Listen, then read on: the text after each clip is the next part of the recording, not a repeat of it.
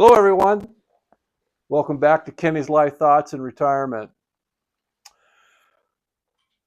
Thank you for all the brand new subscriptions. Wow,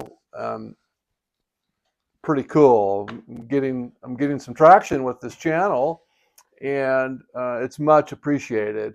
You know, I started this thing a little over a month ago, and really didn't have a whole lot of goals in mind other than to help me, maybe get some things off my chest a little bit, but talk about my life and some of the events that happened, good, bad, or indifferent. And anyway, I really appreciate you all you new subscribers. It means a lot to me, and I really appreciate it. And hopefully you are finding some benefit in my video. All my videos. Today, I'm going to talk about my career path journey a little bit. I was yesterday afternoon.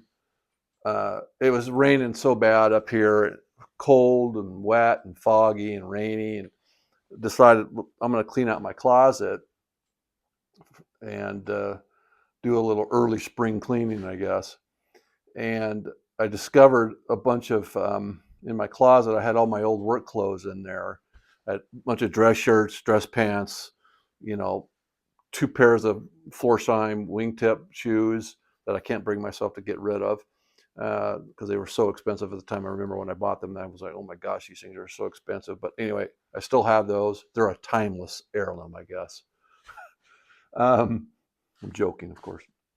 But I had a bunch of old clothes, and my closet had stuff in there from quite some time ago. Looking for my glasses here. Anyway, so I was reflective about my work career yesterday. I thought, well, heck, maybe this is kind of a good time to bring up my work career path. This is not a retirement channel.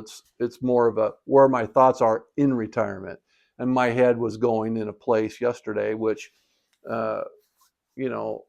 I'm proud of the things that I accomplished, and I'm also not so proud of the things that happened in my work career. But for the most part, I'm really proud of what I accomplished. And I got reflective yesterday about my work career, and that's what I'll talk about today. So I'll talk about where I started, where I ended up, and maybe some of the brief key points on each one of these positions that I held. But at some point, I'll probably do a deeper dive into each one of the positions and the companies that I worked for. I'm not going to name the companies by name, but or any of the people, but I will talk about scenarios and things that happened that were absolutely fantastic and positive and great, and some of the things that weren't so great. So I graduated from high school in 1981 and really didn't have a clue as to what I was going to do, other than I knew I had to go to work. And so, but I also wanted to go to college, but really had I was not prepared for college. Let's just put it that way.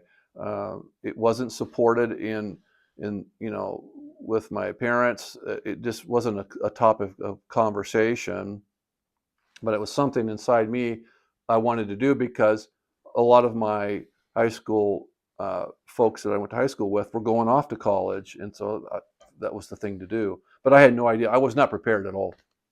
So I graduated in 1981, and I went to work for a local fruit packaging company that summer, and I worked all summer there. And in the fall, decided to attend the local community college. And again, I was not prepared, and my career journey in college did not end well. I ended up dropping out. After about a year or so or more, I can't remember exactly when I left there, but I had no money, had no idea how to get money for school. Initially, when I first started college, I was receiving some Social Security benefit through my dad's passing. As long as I was in college, that money came in, but it wasn't near enough.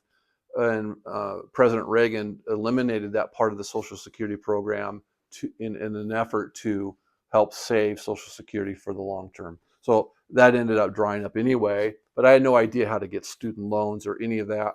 I was not prepared academically, mentally, or otherwise to attend college. It just wasn't. Of course, Kathleen and I really promoted our daughter's college educations, and they went on to have really stellar, for the most part, very good college career path.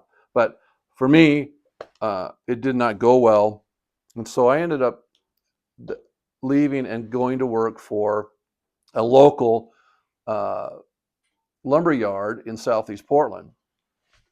And I started out there real briefly. I just started out as a cleanup kid, helping customers load their materials into their vehicles and stocking lumber bins. And I cleaned the entire facility every day. That was my job. I was cleanup kid, stocking guy, warehouse guy, and I ended up becoming a counter sales guy there at the end. I think I was there a little over 5 years approximately. The company got sold, and once it got sold, there was 3 locations here in the Portland metro area. One of the employees of the company bought it, or a couple of them, I think it was.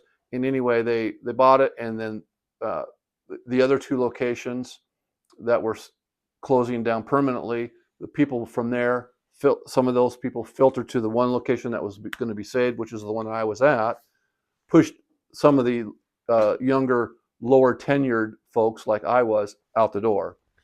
So I ended up leaving, and I was only out of work between that job of me working at the lumber yard and the wholesale distribution company that I went to work for. I was out of work for maybe 2 or 2.5 weeks.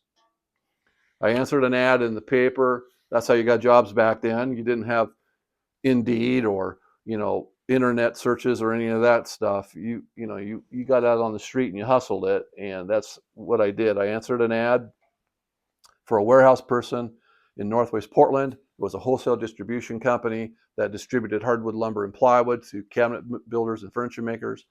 And the lumberyard that I used to work for prior to that had a truck driver and a semi truck that this distribution company ended up picking up. They bought the truck, hired the driver, and they hired me. There was over 100 applications apparently for this warehouse position. And because I worked for that lumber yard and they had already had experiences with buying their truck and hiring the driver, they picked me out of the 100 applicants. I'm sure just because I had experience working in a warehouse, and that's what I was being hired for. I ended up working for that company for about 17 or 17 and a half years or so, roughly, and had varying positions there. Again, started out as a warehouse person, ended up moving into the office, which hence my white shirt and tie and pants and dress pants and dress shoes all of the time. But anyway, had an office position. I was basically a data entry person, and I held that role for quite some time. It evolved into what was called an office manager job. That's basically what I was. I was an office manager, and then I went into sales training because I knew that if I wanted to be in upper management or considered for upper management positions, I had to have experience in the sales side of things, meaning go through the process of being trained as a salesperson, through the front desk, through backing up a salesperson, outside salesperson, and then also then becoming an account manager with your own account base. So thought that's what I wanted to do. And the main reason for me wanting to become in upper management was I wanted to prove that I could lead people. And it was my main goal. And so that's why I went for that path. I ended up, a position got opened up in our Sacramento facility as assistant general manager, and I went for that, and I got that job, and I moved my family down to Sacramento. And then the company started to get into a bit of disarray a little bit, and I won't get into the weeds of why I came back to Portland. There's a whole story behind that, but I ended up coming back to Portland, and I was an account manager for this company when I left. I left. The main reason, there's two main reasons.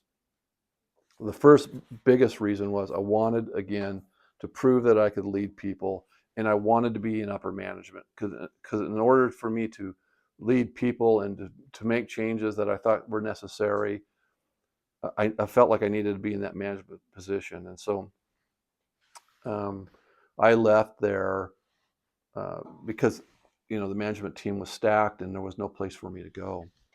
So I took a position at a manufacturing facility in Prineville, Oregon. It was a manufacturing facility that I was familiar with. Two people that I used to work for, or work with, I should say, at that wholesale distribution company had started this business in Central Oregon in Prineville. And so they hired me as their plant manager.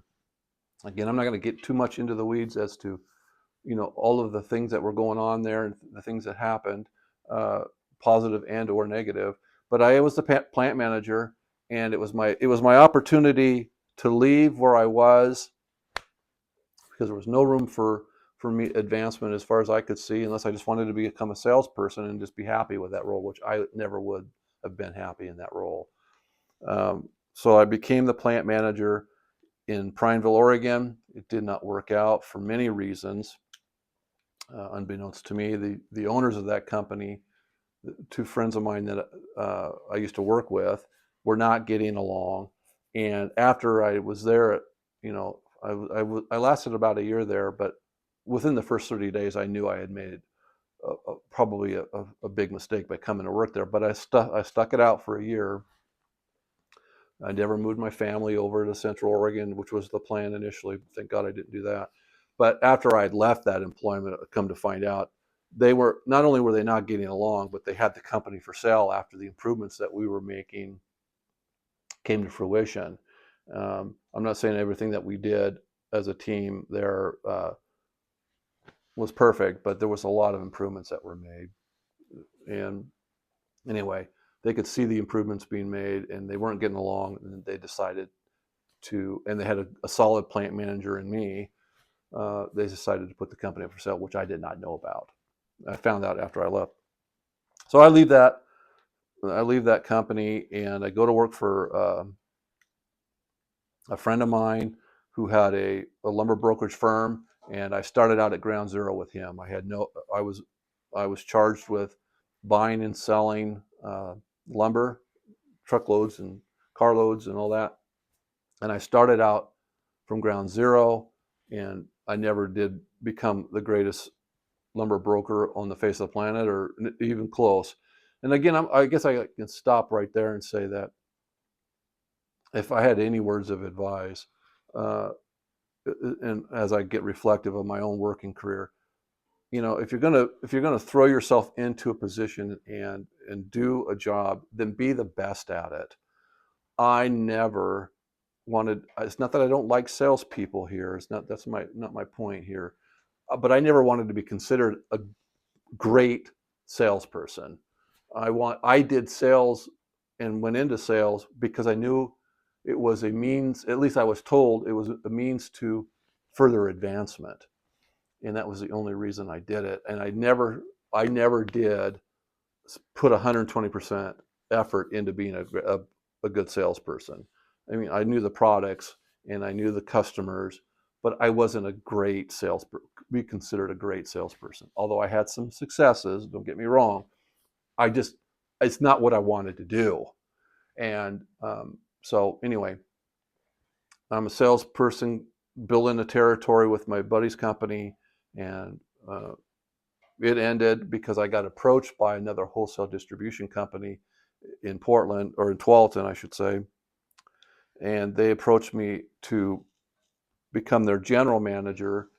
It was a job position that they needed to fill, and they knew about me in the marketplace, and they were basically, in need of someone. And I interviewed with a couple of different people there and got the position. I did not realize that the company or the faction, or the entity that I was taking over was in such rough not only financial shape, it was hemorrhaging money, but there was a huge cultural problem with inside the entire company and inside the building itself. My opportunity there, which I took, but I didn't realize it was so messed up to the degree that it was. But I took on the opportunity because, again, I wanted to prove that I could lead people, I can make the necessary changes, and also promote the things that are going well.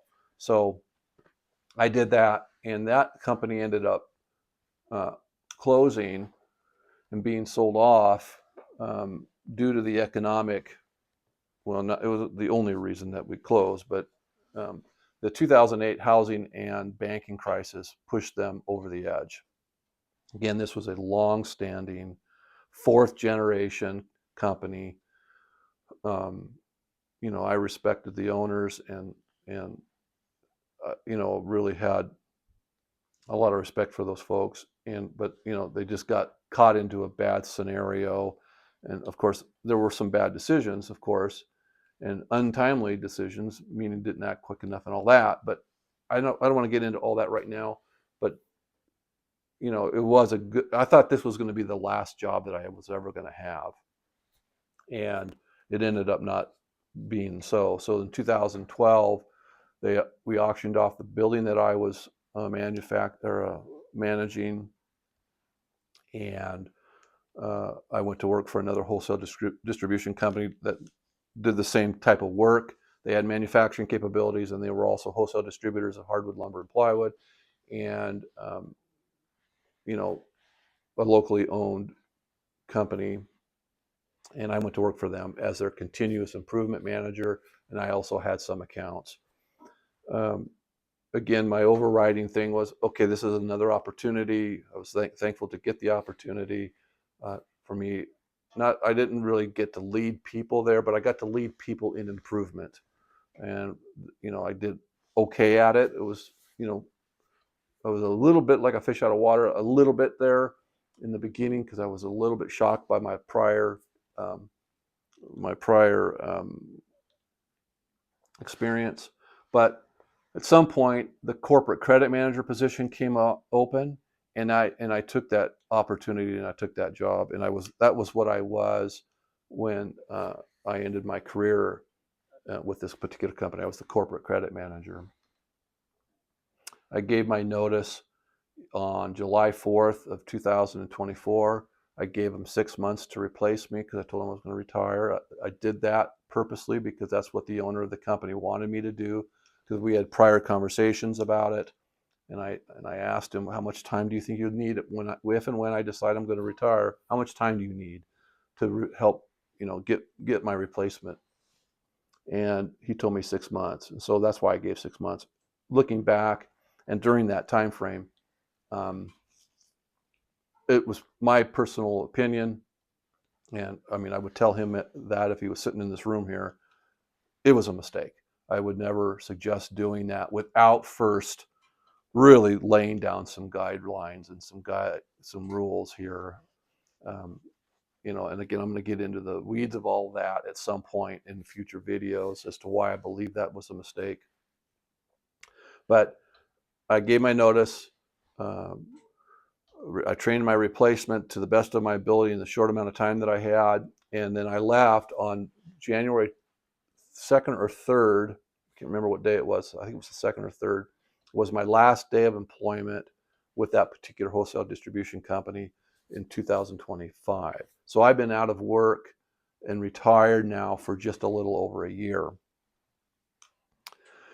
So I'm kind of excited about, as I'm talking about my career path, going over some of the things that I experienced. I had some unbelievably great experiences in all of those. I think there's half a dozen places that I worked in my 45-year career. Some great experiences, I met some wonderful people. I also had some things that happened that weren't so great. Some of which, I should take ownership of, not recognizing things faster or whatever.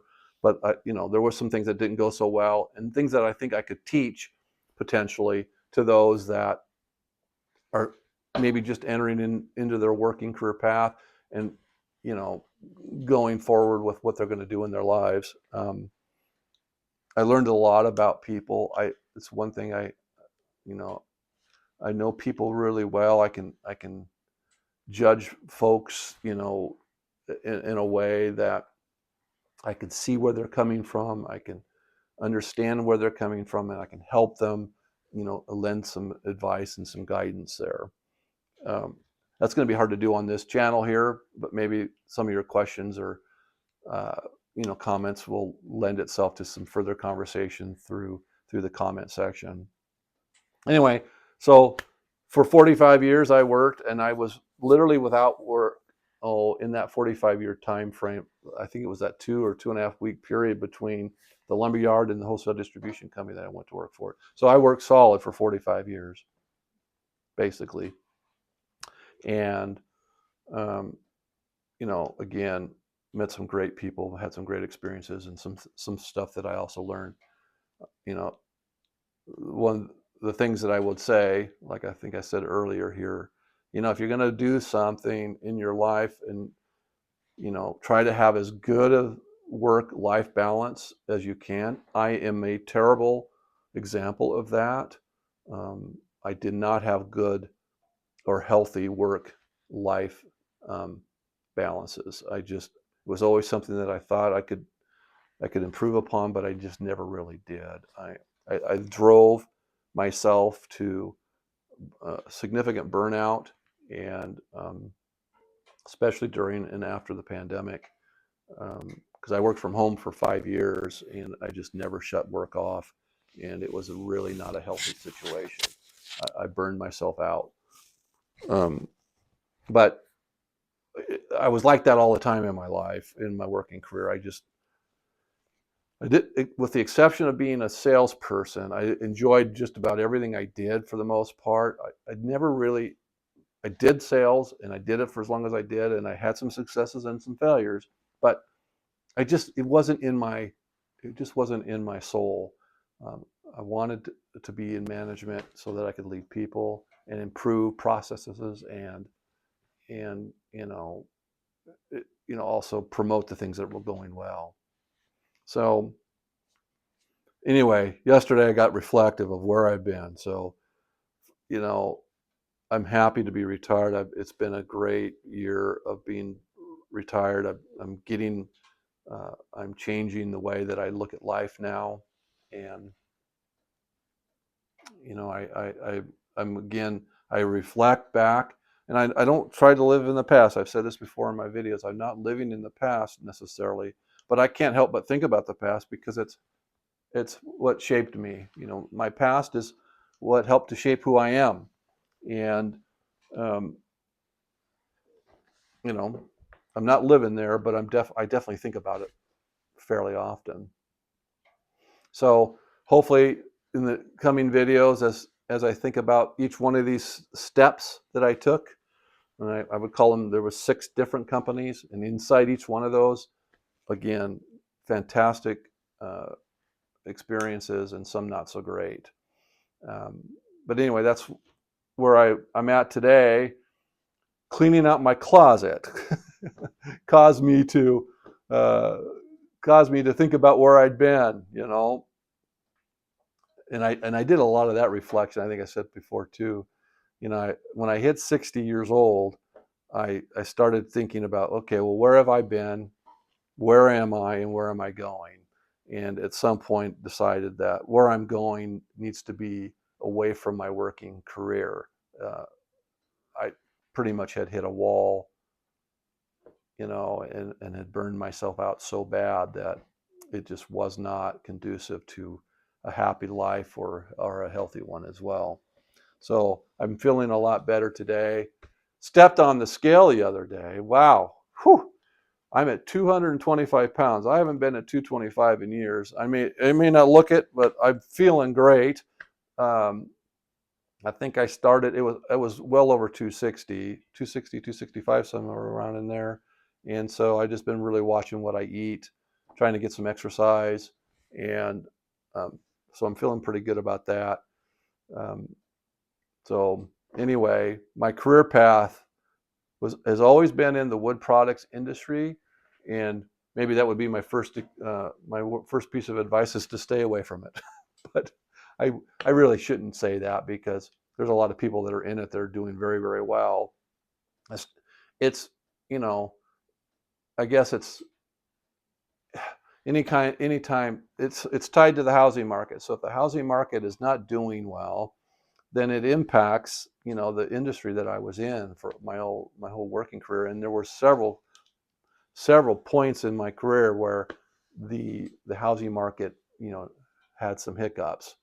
And when people don't want to spend money on their homes, that's a problem. During the pandemic, it was unbelievable. Probably the best year after the pandemic, year or so, was during that time frame because everybody was at home wanting to improve their homes.